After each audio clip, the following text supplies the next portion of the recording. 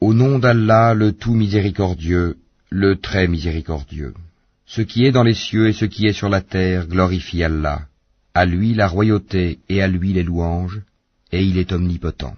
C'est lui qui vous a créé. Parmi vous il y a mécréants et croyants. Allah observe parfaitement ce que vous faites.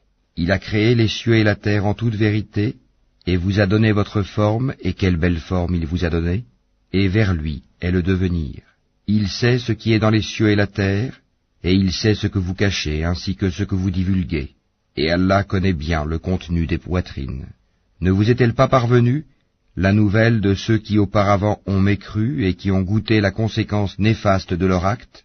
Ils auront en outre un châtiment douloureux. Il en est ainsi parce que leurs messagers leur venaient avec des preuves évidentes, et qu'ils ont dit, « Sont-ce des hommes qui nous guideront ?» Ils mécrurent alors, et se détournèrent, et Allah se passa d'eux, et Allah se suffit à lui-même, et il est digne de louange. Ceux qui ont mécru prétendent qu'ils ne seront point ressuscités. Dis, mais si, par mon Seigneur, vous serez très certainement ressuscités, puis vous serez certes informés de ce que vous faisiez. Et cela est facile pour Allah.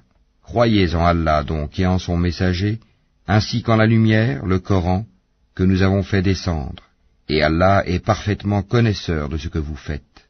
Le jour où il vous réunira pour le jour du rassemblement, ce sera le jour de la grande perte.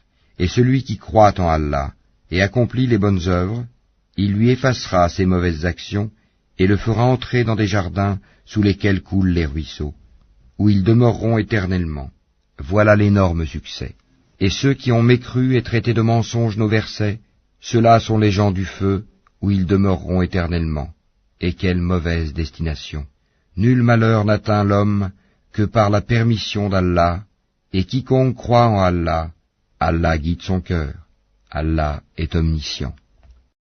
Obéissez à Allah et obéissez au messager. Et si vous vous détournez, il n'incombe à notre messager que de transmettre en clair son message. Allah, nulle autre divinité que lui, et c'est à Allah que les croyants doivent s'en remettre. Ô vous qui avez cru, vous avez de vos épouses et de vos enfants un ennemi, une tentation.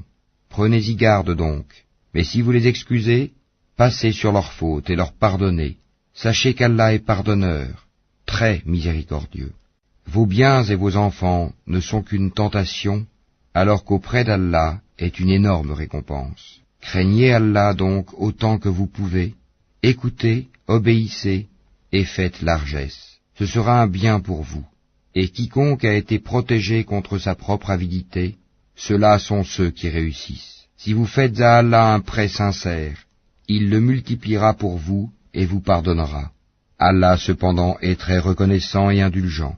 Il est le connaisseur du monde invisible et visible, et il est le puissant, le savant.